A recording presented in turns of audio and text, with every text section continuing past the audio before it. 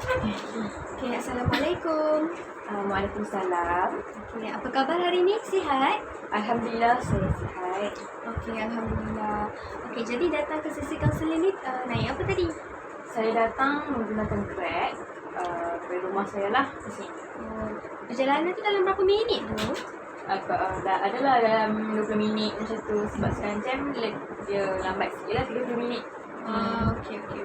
Jadi apa-apa sebelum kita mula, saya nak ucapkan terima kasih lah sebab hadiri sesi kaunseling saya pada hari ini. Okay, sebelum kita mula, boleh tak awak terangkan sedikit latar belakang awak? Sebelum tu nama saya Dian Harisa binti Abdullah. Saya berasal dari Pulau Pinang lah. Saya merupakan anak ketiga daripada 5 orang adik-beradik. Dan saya merupakan seorang pekerja swasta dalam penghentian perkhidmatan. Dan saya dah berkahwin. Okay, jadi saya panggil Cik Dian lah. Okey, jadi Cik Dian merupakan seorang pekerja swasta. Puan sebagai puan. Okey, Puan Dian.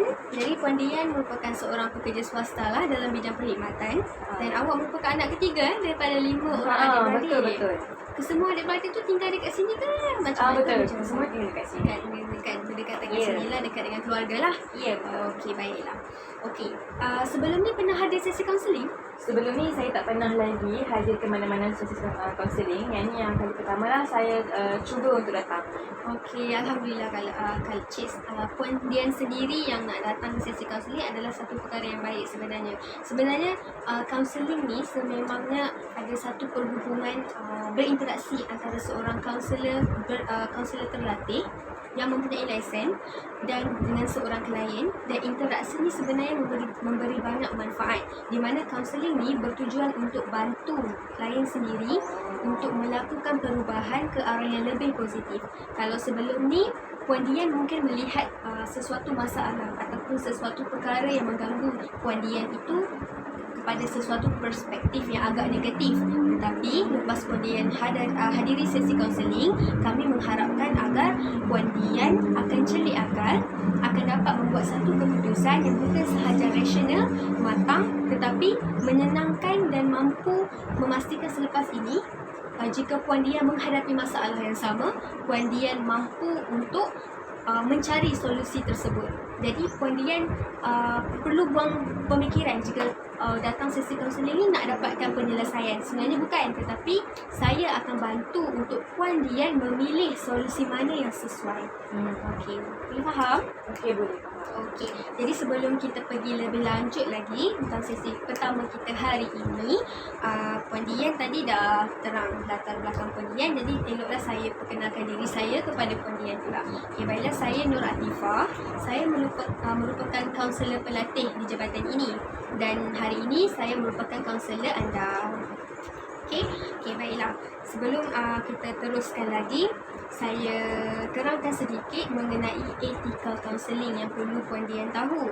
Kaunseling ini sebenarnya kita ada etika kerahsiaan yang perlu kita pegang.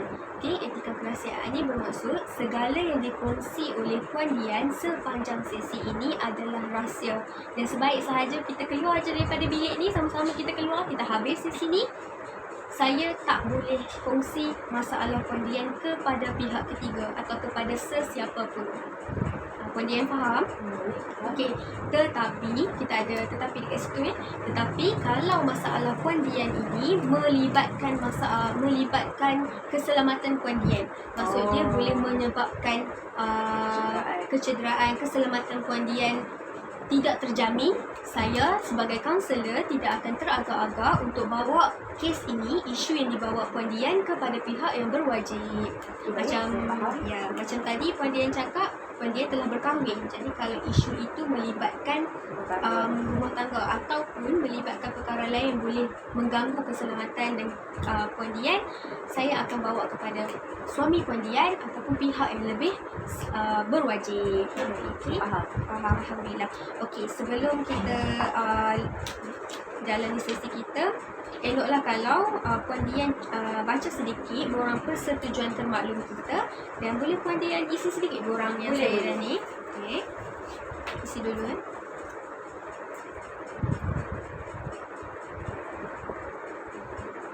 Dah habis habis boleh bagi tahu saya. Okay, baik.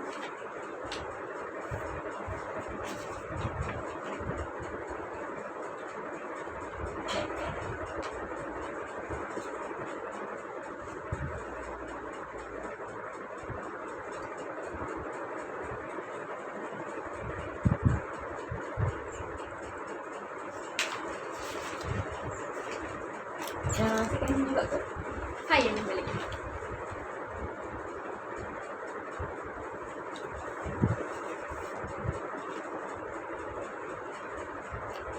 Okey, saya dah isi dah. Okey, terima kasih.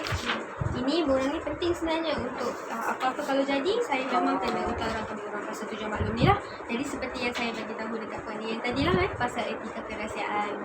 Jadi apa-apa sebelum kita mula, ada apa-apa yang Puan Dian nak tanya saya? Setakat ni tak ada. Sekarang tak ada Okey, Alhamdulillah.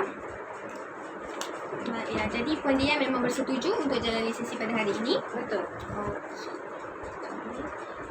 Okey. Kalau saya tanya Puan Dian. Okey. Saya bagi Puan Dian pilih lah. Hubungan, keluarga ataupun masalah bekerja. Okay, sebabkan Puan Dian telah bekerja kan, sedang bekerja sekarang. Jadi saya bagi tiga elemen ni lah. Hubungan, keluarga ataupun masalah bekerja. Jadi Puan Dian antara ketiga-tiga ni, ada Puan Dian mengalami apa-apa masalah tak? Mana satu? Hubungan, keluarga ataupun masalah tempat kerja, bekerja dan sebagainya. Antara tiga ni apa yang macam mengganggu diri Puan Dian? Mungkin dari segi Tak apa, Puan Dian boleh tenang dulu, boleh fikir dulu. Kadang-kadang kena berfikir juga sebentar, tak apa. Apa-apa Puan Dian rasa nak bagi tahu saya, Puan Dian boleh cakap. mungkin dari segi keluarga kot. Dari segi keluarga. Okay. Puan Dian cakap Puan Dian mungkin ada masalah sedikit lah dengan keluarga. Jadi keluarga yang dimaksudkan Puan Dian tu macam mana keluarga? Macam mana? Mungkin dari segi tanggungjawab antara keluarga saya yang besar lah. Tanggungjawab dalam keluarga yang besar Puan Dian tu maksud keluarga Puan Dian atau keluarga Puan Dian yang bersama adik-beradik dengan ibu bapa Puan Dian atau bersama suami? Keluarga bersama family saya lah, maksudnya dengan adik-beradik saya dan mak saya lah. Apa yang dimaksudkan dengan ada masalah dengan mereka? Okey, macam mak ayah saya sekarang dah berusia 70 tahun ke atas lah. Sekarang saya anak ketiga dan semua kakak dan abang saya dah bekerja. Tapi mereka semua ada keluarga masing-masing lah. Macam ada anak semua kan. Lepas tu yang tak kahwin lagi sekarang ni hanya adik saya yang bongsu. Tapi sekarang ni macam saya lihat semua adik-adik saya cuma menetapkan tanggungjawab kepada adik saya yang bongsu lah. Macam contoh macam tak nak bekerjasama dalam kepentingan dia ibu dan bapa saya lah. Sebab dunia dah tua kan, macam nak beli barang atau nak bawa diorang pergi klinik, semua macam semua macam lepas tangan. Sebab kalau adik saya tu dia macam tengah belajar, jadi macam saya agak kasihan lah kan. Jadi macam kalau nak adakan saya seorang memang tak tergalas lah, sebab yalah saya juga berkeluarga. Betul. Itulah saya rasa macam masalah komunikasi antara adik keluarga saya yang besar tu. Okay, jadi tadi Puan Dian ada cakap bahawa keluarga Puan Dian mengalami masalah dengan keluarga, dengan adik-beradik semua pula oleh kerana adik-beradik yang lain sepertinya melepaskan tanggungjawab mereka untuk menjaga ibu dan ayah Puan Dian. Betul. Yang sekarang sudah pun berumur 70 tahun lebih kan. Ya, betul. Keluarga emas lah. Jadi betul kan, bila mereka sudah berumur, banyak benda yang mereka perlu daripada anak-anak lah sekarang kan. Sepatutnya anak-anak lah kena galaskan tanggungjawab. Tetapi tanggungjawab tersebut diberi kepada adik yang bongsu. Adik yang bongsu tu umur berapa ya? Dia umur 18 tahun. Oh, muda lagi. Paling Ya, 18 tahun. Jadi mungkin dia tengah struggle dengan masalah pembelajaran jugalah sekarang kan. Dengan pandemik ni. Betul. Itulah, saya pun macam tak tahu macam mana yang saya boleh bantu. Mungkin dari segi kalau saya nak macam bertegas, saya ni siapalah, saya adik je kan. Jadi macam saya tak tahu macam mana saya nak menyelesaikan masalah kedalaman ni. Sebab kakak dengan abang saya macam agak garang juga. Dan sebab kan diorang tu ada keluarga. Saya tak tahu adakah saya perlu macam minta tolong mereka. Sebab masing-masing dah ada pasangan dan mungkin ada masalah yang saya tak tahu yang menyebabkan mereka agak mungkin masalah sikit lah untuk bantu mak ayah kan.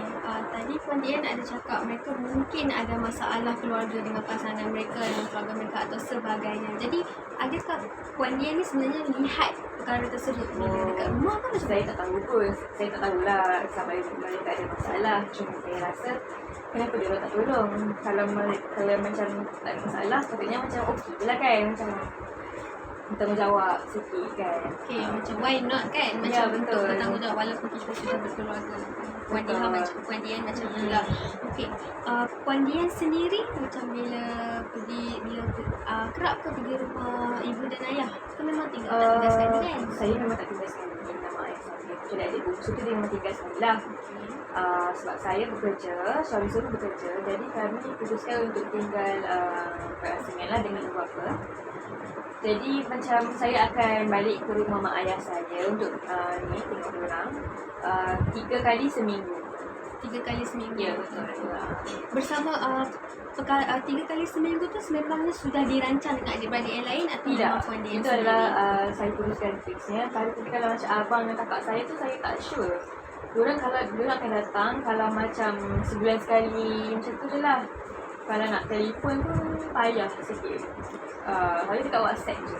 WhatsApp tu macam tak, diorang macam tak cakap pun macam nak melibatkan dalam keluarga macam cakap benda lain lah. Macam isu-isu politik macam tu. Faham. Jadi kalau tadi Puan Dian ada cakap keluarga Puan Dian semua tinggal di negeri ni juga kan? Ya, Sama. betul. Jadi kalau mereka datang tu dan sebulan sekali macam tu, apa yang mereka selalu buat pun dekat rumah? Kalau sebulan sekali tu memang diorang akan ketemu ayah saya lah. Macam kita orang akan tak ada sangat dia sembang-sembang macam tu je lah. Macam itu je lah. Lepas tu diorang balik. Jadi yang menyebabkan Puan Dian rasa mereka ni kurang menggalas tanggungjawab adalah kerana Puan Dian kurang nampak mereka datang menjenguk ibu Ya, bapa tu. betul. Sebab saya rasa macam tak adil lah kalau saya dan adik saya yang bungsu saja yang Berusaha. Ya, betul. Yang tanggungjawab yang seolah macam hanya kami sajalah anak dalam keluarga. Tapi sebab saya anak ketiga, yang bawah saya tu dia bujang lelaki. Bila dia bujang, dia lelaki. Lelaki ni faham lah kalau dah bujang tu dia masih dengan kawan-kawan. Sebab adik musuh yang perempuan. Jadi macam payah sikit lah. Tapi dia tak duduk sekali dengan mak ayah saya. Dia duduk asing lah sebab dia bekerja dekat dengan pekerja dia terpaksa duduk asing. Okay, maafkan saya sebentar tadi Puan Dian cakap yang tak duduk asing dengan keluarga Puan Dian tu siapa? Yang adik yang nombor 4 tu? Ya, Sebab betul. adik yang bongsu dia tinggal sekali kan? Oh, jadi yang adik lelaki tu lah maksud Puan Dian yang dia kerap, dia tinggal asing dekat dengan tempat kerja dia. Betul. Jadi dia kerap bersama dengan rakan-rakan. Ya, kayaknya dalam rumah tu hanya adik bongsu saya saja. Dengan ibu dan ayah. ibu dan ayah. Jadi adik yang anak yang keempat tu lah kan, tak salah saya kan adik yang keempat Dia kan? umur dia 23 tahun. Dia 23 tahun. Dia Dia hilang. bekerja sebagai apa kerja dia? Okay.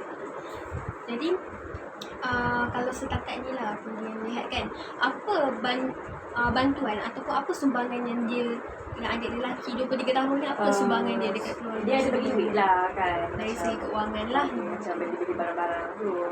Sebab yang akan beli barang-barang tu saya lah. Yelah sebab siapa lagi nak beli kan. Takkan nak suruh adik saya tu dia macam tak. Yelah kan. Belum bekerja lagi kan? Betul. Jadi saya akan beli barang-barang banyak sekali ni untuk top up lah dalam. Jadi Puan Dian cakap tadi Puan Dian yang akan tolong beli barang keperluan untuk ibu bapa di rumah mereka lah kan. Dan Puan Dian sendiri sedar bukanlah tanggungjawab adik yang bongsu tu kan untuk buat semua tu. Jadi Puan Dian secara tidak langsung sememangnya ada perasaan tanggungjawab tu dalam diri sendiri. Ya, Maksudnya betul. bagus sangatlah sebab jarang sebenarnya ada orang masyarakat kita lah sebenarnya yang sanggup nak ada tanggungjawab tu kan. Selalunya dah tengok adik-adik lain lepas tangan, mereka pun bertindak untuk buat perkara yang sama, tapi Puan Dian berjaya untuk kekal dengan sifat positif tu. Tapi suka untuk saya tanya lagi, Puan Dian bila beli barang keperluan apa semua tu memang tak ada masalah kan dengan suami Puan Dian sendiri? Tak. Suami saya sangatlah memahami dan bertanggungjawab sebab suami saya tak ada maksudnya macam mak ayah dia dah lama tak ada, jadi macam hanya ibu dan ayah saya lah, ibu dan bapa juga. So macam kita orang okey je, macam maksudnya tanggungjawab kami lah berdua. Jadi suami Puan Dian sendiri pun berasa senang hati betul. untuk membantu ibu, tak ada masalah apa-apa lah. Okay, alhamdulillah, itu adalah satu yang sangat bagus lah sebenarnya dalam institusi kekeluargaan. Jadi Puan Dian, sebelum ni Puan Dian ada tak bercakap mengenai hal ini kepada adik-adik lain? Mungkin sedang bersembang, berjumpa sebelah sekali. Saya cubalah macam untuk bertanya macam kenapa kita tak gilir kan. Tapi macam alasan yang diberikan adalah sangat tidak bersabar. Sebabnya saya tak rasa pun itu adalah alasan. Alasan yang diberikan macam contoh macam busy kerja, macam sibuk dengan tender, sebab kedua-dua kakak dan abang saya macam bukan orang yang agak berjawatan lah dalam syarikat mereka. Jadi macam mungkinlah busy sangat tu, tapi saya tak tahulah kan. Itu adalah alasan yang diberikan lah, macam orang tak ada masa. Okey, jadi Puan Dian ada cakap tadi Puan Dian pernah cuba untuk confront ataupun cuba untuk berbincang mengenai hal ini, tetapi mereka menggunakan alasan busy bekerja itulah. Betul. Okey, dan Puan Dian pun tidak mahulah cakap lebih-lebih kan, sebab lagi mereka cakap kita tak faham pula kan masalah mereka, jadi faham. Jadi Puan Dian rasa adakah dengan berbincang sebegitu cukup, atau Puan Dian ada rancang untuk mungkin cakap lagi mengenai hal ini dengan mereka tapi menggunakan kaedah lain ke macam mana Puan Dian? Saya pun tak tahulah kalau saya nak macam cakap dekat media sosial adalah, saya rasa macam tak patutlah orang luar tahu masalah dalaman keluarga. Jadi macam kalau nak cakap terus terang pun takut dia orang terasa. Sebab itulah saya macam buntu. Apakah tindakan yang saya patut ambil untuk berterus terang dengan mereka akan tanggungjawab yang sepatutnya macam diorang ambil tahulah, yang diorang masih ada mak ayah, and then tanggungjawab ni bukannya hanya galas oleh adik-adik yang betul, semua adik-adik lah kan. Okey, jadi Puan Dian di situ kita dapat lihatlah Puan Dian agak muskil. Sebenarnya Puan Dian berfikir macam mana sebenarnya cara untuk memberitahu, sebab bebanan yang dipegang ni sebenarnya mula-mula nampak macam mudah, tetapi apabila tahun ke tahun mungkin Puan Dian sendiri rasa beratlah dengan apa bantuan yang perlu diberikan jika tanpa bantuan adik dan kakak dan abang Puan Dian sendiri. Betul. Jadi saya hanya mampu memberi saranan seperti inilah kepada Puan Dian. Pertama sekali, mungkin Puan Dian boleh menukil. Contohlah Puan Dian jumpa mereka kan sebulan sekali tu. Pada selepas ini mungkin Puan Dian akan bertemu mereka. Mungkin ada buat makan-makan di rumah kan bersama ibu dan ayah. Mungkin pada ketika itu saranan saya mungkin Puan Dian boleh buat. Mungkin Puan Dian boleh pasangkan di kaca televisyen mungkin filem-filem yang berkaitan dengan kekeluargaan misalnya. Kadang-kadang bila kita buat macam tu, kita tak perlu cakap pun, tetapi dengan hanya memberi satu hint, memberi hint melalui situ, kita harap adik-beradik Puan Dian, yang abang dan kakak Puan Dian tu dapat lihat perkara itu. Mungkin sebelum mereka di rumah mereka tak tengok televisyen, diorang tak perasan pun ada gambaran-gambaran yang menunjukkan pelbagai sifat-sifat adik-beradik yang macam tu.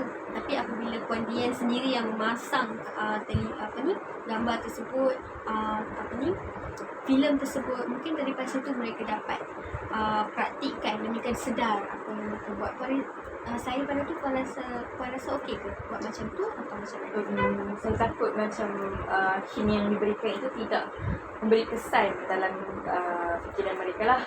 Hanya saya seorang je yang macam beria-ria, tapi saya tak rasa kan boleh membantu. Okey. Tak tahu, mungkin boleh cuba dan Boleh lihat. cuba. Okey, baiklah.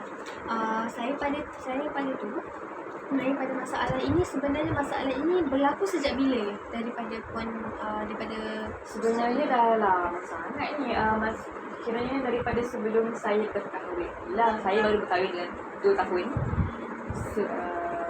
Jadi macam masa sebelum kahwin tu kira okey lah. Saya dah adik saya time tu boleh lah juga kan. Tapi sebab saya pun dah kahwin, jadi macam saya fikir ini tidak adil lah kan.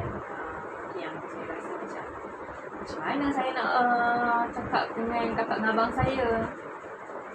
Adakah nanti diorang cakap saya apa tu macam tak sebabkan dah berkahwin.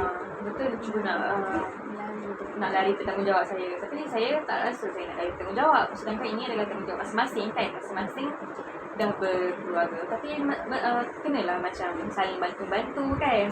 Tanggungjawab sebab kita masih ada mak ayah kan. Itulah. Okey, jadi Puan Dian ada cakap tadi sepatutnya perkara ini tidak patut menjadi masalah lah kalau semua adik-beradik Puan Dian, abang dan kakak Puan Dian sama-sama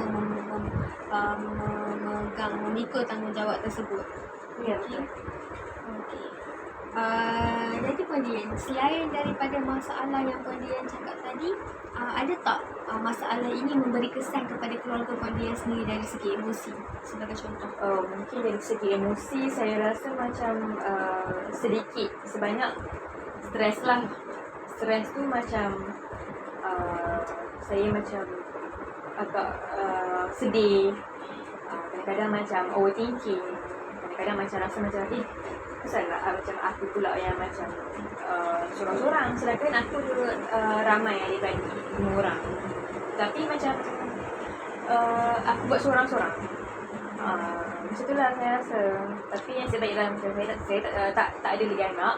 Saya cuma takut nanti kalau saya ada anak, adakah saya mampu kan Untuk teruskan. untuk ikut benda ni seorang-seorang. Masalahnya. Okey, jadi tadi Puan Dian cakap Puan Dian ada sedikit masalah stres lah sebab dikatakan sebab memikirkan bagaimana kalau nanti Puan Dian ada anak-anak nanti macam mana, adakah Puan Dian risau jika Puan Dian masih mampu untuk memikul tanggungjawab ini. Jadi bila cakap soal anak ini, abang dengan kakak Puan Dian mereka ada keluarga yang besar juga ke masing-masing? Kakak saya dia ada 2 orang anak, abang saya tak ada lagi anak. Macam tu lah. Jadi tidaklah terlalu berat sebenarnya Itulah. keluarga Saya itu. rasa macam okey je kan. Kalau saya tak faham. Itulah. Itu yang saya cuba tu. Okey, jadi Puan Dian sememangnya nak bila datang ke sesi ni, Puan Dian sememangnya nak kalau boleh mahukan Cara macam mana yang saya boleh berdepan dengan kakak dan abang saya, dengan semualah, bukan kakak dan abang saya, macam semua adik-adik Semua saya lah, ada macam diorang sedar dan saling memahami lah tanggungjawab masing-masing agar benda ni tak berlarutan. Yelah kan, sebab kita kalau boleh macam tak nak lah bertegang, maksudnya macam ada masalah kan. Okey, baiklah Puan Dian. Pernah tak sebelum ni Puan Dian macam tadi Puan Dian ada cakap bila dekat rumah tadi Puan Dian tak mampu nak bercakap banyak-banyak mengenai hal masalah tersebut kepada mereka kerana risau, mereka terasa hati. Jadi pernah tak Puan Dian mungkin melalui WhatsApp sahaja Puan Dian senaraikan apa keperluan ibu bapa supaya mereka pun involve dalam perbincangan untuk bantu ibu bapa, untuk bantu juga kebajikan ibu bapa mereka sendiri dalam grup WhatsApp tersebut. Ada grup WhatsApp kan yang ada cakap? Grup WhatsApp ada, tapi macam saya cuba untuk macam menyalahkan macam apa lagi tak cukup. Tapi macam diorang kadang-kadang macam yelah macam tak respon, tak reply. Reply tu macam cakap okey. Tapi macam tak ada ambil tindakan apa-apa langsung. Tapi macam tu saya rasa macam saya dah malas lah nak sekarang kan. Nanti nampak sangat macam Meminta. ya betul. Saya macam Faham. Okay, jadi Puan Dia rasa dengan bercakap menaraikan keperluan kebajikan itu ibu bapa itu sendiri pun sudah gagal. ya Okay, betul. bercakap secara berdepan pun tidak mampu. Jadi adakah selepas ini Puan Dia nak akan terus membiarkan ataupun dia mengharapkan ada satu solusi yang dapat Saya membantu? rasa ada satu penyelesaian lah yang boleh macam menyelesaikan masalah ni sebab boleh lagi kan saya benda ni nak berlarutan. Kalau boleh ada penyelesaian supaya senang lah, saya pun tak stres, and then mak ayah saya pun happy, ada anak-anak semua tolong kan. Macam lah. Okey, baiklah. Bercakap mengenai kekeluargaan ini, sebenarnya saranan saya, perkara pertama yang perlu Puan lakukan adalah cari balik ukhuwah ataupun orang cakap silaturahim yang rapat antara adik-beradik tu dahulu. Apabila sekarang, okey, saya bagikan level 1 hingga 10. Tahap mana rapatnya adik-beradik, sesama adik-beradik Puan Dian? 1 hingga 10. Mungkin dalam 5, 4, 5 lah. Oh, okey. Apabila berada di range tersebut 5 hingga 4 tu dia sangat rendah sebenarnya. Oh Ya, jadi Puan Dian mungkin boleh cuba selepas ini kita tingkatkan. Okey, macam ini sesi pertama. Saya bagi tugasan sedikitlah kepada Puan Dian, boleh? boleh. Okey, tugasan ni apabila sesi 2 nanti saya boleh tengok sama ada Puan Dian buat ni dan kita sama-sama akan tengok ada perubahan tak terhadap apa yang kita cuba lakukan ini. Okey, tadi 5 hingga 4 saja kan range rapatnya keluarga Puan Dian ni sesama adik-beradik kan. Okey, mungkin selepas ini Puan Dian boleh selain buat makan-makan, mungkin Puan Dian cuba bercakap dengan mereka untuk bahagi tugasan. Okey, dalam WhatsApp group cakap secara baik. Puan Dian mungkin boleh minta tadi Puan Dian ada cakap ibu bapa Puan Dian perlu pergi ke klinik Alah macam untuk mereka cakap lah. dalam berapa bulan sekali? Macam 3 bulan sekali. Terus macam mereka cakap tu lah. Okey, 3 bulan sekali lah. Okey, sekarang ini kita fokuskan kepada abang dan kakak Puan Dian. Okey, jadi kita ada abang dan kakak Puan Dian tu. Mungkin Puan Dian boleh cuba pertama sekali Puan Dian ajak mereka bersama-sama kumpul. Semua berkumpul, makan bersama-sama. baik. Dan lepas itu Puan Dian secara terang kita bercakap. Puan Dian cuba lagi. Puan Dian cakap sekarang ini kita sama-sama adik-beradik dan kita perlu galas tanggungjawab ini bersama-sama. Puan Dian kena tekankan perkara itu. Dan Puan Dian cakap ibu dan ayah sekarang ini perlu buat check up 3 bulan sekali. Jadi untuk 3 bulan selepas ini, yang pertama itu siapa yang nak hantar dulu? Jadi Puan Dian tengok reaksi mereka. Mungkin bila Puan Dian tanya secara berdepan, mereka tidak ada pilihan untuk menjawab pertanyaan itu. Okey? Okey, dengan cara itu bila Puan Dian mendapat jawapan, selepas itu Puan Dian boleh tahu sama ada mereka ini sememangnya akan membantu atau tidak apabila kita berdepan masalah tersebut dengan mereka. Kita tanya terus. Okey, lepas ni 3 bulan pertama yang akan bawa ibu dan ayah pergi check up ni siapa? Siapa yang nak bawa? Okey, kalau ada saranan, abang tu sendiri selepas dah ditanya, abang itu yang ambil tanggungjawab. Okey, selepas abang dah bersetuju untuk tolong juga bawa ibu dan ayah pergi check up, mungkin Puan Dian boleh lakukan sesuatu untuk bagi abang tu rasa bawa pergi check up ni adalah perkara yang menyenangkan hati, adalah perkara yang baik. Jadi mungkin lepas mereka balik, Puan Dian mungkin boleh benda ni tak perlu, tapi Puan Dian mungkin boleh buat macam cara mengucapkan terima kasih, macam berikan sesuatu kepada abang, macam memasakkan sesuatu, mengucapkan terima kasih. Jadi dia rasa dihargai. Selalunya apabila manusia rasa dihargai, secara perlahan-perlahan sebenarnya kita memujuk dia untuk sedar, buat perkara ni bukan sahaja dia dapat pahala, tapi dia juga dapat kebaikan yang adik-beradik dia yang bawah ni sebenarnya mengharapkan bantuan dia. Mungkin Puan Dian boleh cuba. Boleh? Okey, boleh. Saya akan cubalah buat apa yang saranan yang Encik kaunselor Sarankan. sarankan lah, insyaAllah. Puan cuba je dulu, kita tengok kalau buat dengan cara macam tu boleh tak kita naikkan skor markah yang Puan beri tadi 5 hingga 4 ni. Saya rasa boleh Kita kot. mampu tak untuk Dalam rapatkan lapan. balik? Boleh ke cuba? Tapi 8 tu agak tinggi. Jadi kita pergi mungkin daripada 6, 7 dahulu. Kita tengok macam mana reaksi abang dahulu. Kita tackle seorang-seorang dulu. Jadi pada sesi yang terusnya saya boleh minta lah, saya boleh tahu apa perkembangan dan kita akan tengok berjaya atau tidak apa yang telah kita rencanakan tu lah. Baik. Okey. Sebenarnya saya perlu bagi tahu kalian sesi kita ini berjalan ada tempoh-tempoh tertentu. Itu sebab pada sesi pertama ini sesi akan berjalan sekurang-kurangnya 30 hingga 45 minit. Okey, mengikut isu yang dibawa oleh Puan Dian. Okey, begitu juga dengan jumlah sesi. Kalau isu yang dibawa oleh Puan Dian itu tidak selesai, maka jumlah sesi juga akan bertambah. Dan jika pada di akhir sesi juga Puan rasa Puan masih lagi perlukan bantuan, kita akan teruskan sesi kaunseling individu ini. Okey? Puan faham ada apa yang Puan nak tanya saya? Ini mungkinlah saya akan cubalah buat yang Baik. sarankan.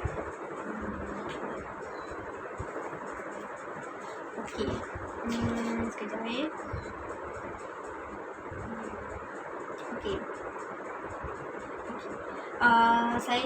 Saya dah beri saranan kepada Puan Dian tadi. Jadi okey, selepas kita tengok saranan, mungkin kita nak tengok juga masalah lain daripada segi masalah emosi. Tadi Puan Dian ada cakap adik Puan Dian yang paling bongsu sekarang sedang berdepan dengan pandemik kan, belajar betul. secara online di rumah. Jadi tadi Puan Dian ada cakap dia pun mungkin ada masalah dengan pembelajaran. Jadi boleh Puan Dian kongsikan kepada saya apa yang Puan Dian nampak dekat diri adik Puan Dian tu sehingga Puan Dian rasa dia ada masalah menghadapi online. Yelah kan, sebab dia juga tengah belajar di umur 18 tahun kan.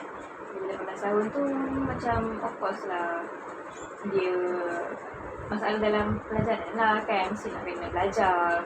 Kelas pula sekarang ni buat online kan. Bila buat online ni macam terganggu lah sikit. Bila kelas pagi sampai petang, dia laptop ke Zoom. Lepas tu macam dia juga nak kena selesaikan hal rumah, nak jaga mak ayah. Kadang-kadang saya kasihan jugalah sebab macam dia punya jadual pun macam agak tak teratur kan. Jadi macam apa yang saya boleh bantu, kadang-kadang kalau macam dia sibuk kelas, saya akan tolong order makanan untuk mak ayah kan. Dan itulah saya boleh bantu setakat ni. Itulah. Okey, tadi Puan Dian ada cakap Puan Dian ada bantu dari segi macam order Grab food. Jadi Puan memang kerap ke bantu macam tu? Ya, saya kerap juga tapi tak adalah sekerapnya. Macam ikutlah kalau macam adik saya sibuk sangat, macam tak sempat nak masak, saya akan tolonglah. Jadi adakah Puan Dian sememangnya kerap berinteraksi, kerap berkomunikasi dengan adik? Ya, saya dengan adik saya memang rapat lah daripada kecil. Dengan adik yang bungsu? Sebab masa saya tak kahwin lagi, saya tinggal dengan mak ayah sekali dengan adik saya lah. Jadi sebelum Puan Dian kahwin pun memang Puan Dian dan adik bersama-sama Ya, lah. ya. Faham. Okey. Jadi kalau saya macam tadi saya tanya rate 5 hingga 4 Puan beri untuk abang dengan kakak, untuk adik-adik yang lain. Kalau dengan adik yang paling bongsu ni dalam 1 hingga 10. 8. Tinggi lah kan. Okay, jadi Puan Dian rasa Puan Dian sebenarnya tidak ada masalah dengan adik yang paling bongsu. Cuma sedikit masalah dengan abang dan kakak. Betul. Disebabkan oleh kurang kesedaran yang bahawa mereka juga perlu memikul tanggungjawab. Okey. Jadi kita cuba Puan Dian sarankan apa yang saya cakap. Selain pada itu juga mungkin Puan Dian selepas Puan Dian dah tanya untuk 3 bulan sekali tu kan siapa yang nak hantar ibu bapa pergi klinik, salah satunya buat jadual tu pun adalah satu perkara yang mereka takkan boleh elak. Buat jadual kadang-kadang mungkin Puan Dian rasa cara Puan Dian cakap tu mereka akan terasa hati, tetapi kadang-kadang manusia ni memang kita perlu berkeras, tetapi dengan cara yang mengekalkan harmoni, Puan Dian boleh bercakap sahaja terus. Ini tanggungjawab. Jadi mari kita buat jadual. Siapa yang nak hantar ibu dan ayah untuk tarikh ini. Untuk tarikh ini baru Puan Dian offer diri Puan Dian sendiri. Jadi bila mereka tengok Puan Dian juga terlibat dalam arahan tersebut, jadi mereka pun secara tidak langsung akan mengikut. Jadi kita cuba dulu buat cara macam tu ya. Saya akan try tengok lah macam mana kan. Kita cuba dulu cara macam tu. Okey, baiklah. Nampaknya kita dah berada di penghujung sesi. Puan Dian okey ke? Kalau kita Okey boleh. okey. Ada apa lagi Puan Dian nak kongsikan? Setakat ini okey. Segala okey. Apa perasaan Puan Dian selepas dah luah masalah tersebut? Lepas luar ni saya rasa macam okey sikit sebab macam saya dah nampak dah sikit apa yang saya boleh buat, perlu buat jalan untuk saya cakap dengan kakak dengan abang saya, contoh macam buat jadual tu kan.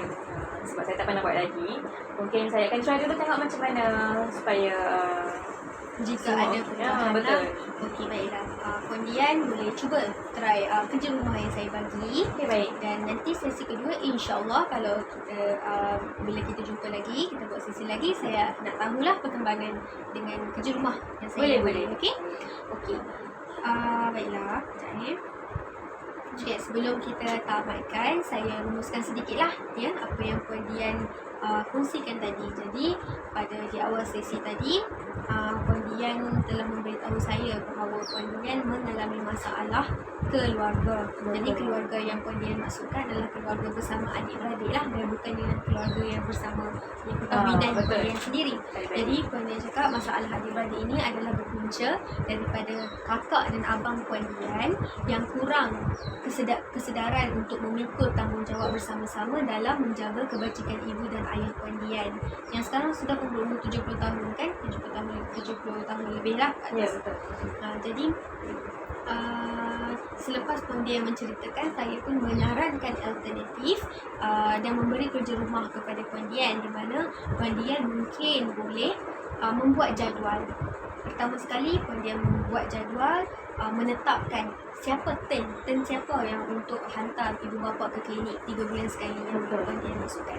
Mungkin dengan buat jadual, dan apabila Puan Dian pun sendiri terlibat dalam jadual tersebut, secara tidak langsung abang dan kakak Puan Dian pun Tengok nampak saya juga buat kan. nak juga buat perkara yang sama. Jadi kita cubalah dengan alternatif tersebut. Okey. Okey, baiklah. Dan Puan Dian juga cakap tadi, lepas Puan Dian dah kongsikan, Puan Dian dah mula nampak ada Betul, cara yang lain Puan Dian boleh buat kan, selain daripada kita hanya bercakap macam tu je, kadang-kadang mereka tidak boleh terima. Tapi kalau kita terus berikan satu alternatif, satu jalan penyelesaian dia macam buat jadual, mereka akan ikut. Nak tak nak mereka akan ikut. Sebab manusia ni kalau kita bagi satu peraturan, mereka akan ikut juga. Mereka akan berdisiplin dengan secara tidak langsung lah. Okey, jadi tak ada apa-apa ya soalan yang Puan Dian tak ada nak apa-apa. tanya. Okey, jadi untuk sesi yang akan datang, Puan Dian nak buat bila tu? Dia nak buat pada tarikh dan Nantilah nak buat sebab saya kerja, nanti saya akan check balik bila saya free, saya akan contact Puan lah. Okey, jadi kat sini saya dah bagi nombor telefon saya. Okey, baik. Okey, jadi Puan Dian boleh kontak saya lah bila Puan Dian nak buat sesi yang kedua. Dan saya akan bagi tarikh lah, tarikh saranan. Boleh. Puan Dian boleh pilih tarikh tersebut ya. Baik. Okey, jadi kalau dah tak ada apa-apa, saya suka untuk ulang sikit lagi untuk untuk ingatkan Puan Dian bahawa segala yang Puan Dian kongsikan adalah rahsia dan saya tidak akan kongsikan kepada pihak lain, melainkan perkara tersebut akan memberi risiko kepada keselamatan Puan Dian sendiri. Okey, baiklah. Jadi kita tamatkan sesi ya pada kali ini, sesi terima pertama kasih. ini. Terima kasih juga Puan Dian Okey. sebab sudi buat sesi kaunseling dengan saya. Terima kasih.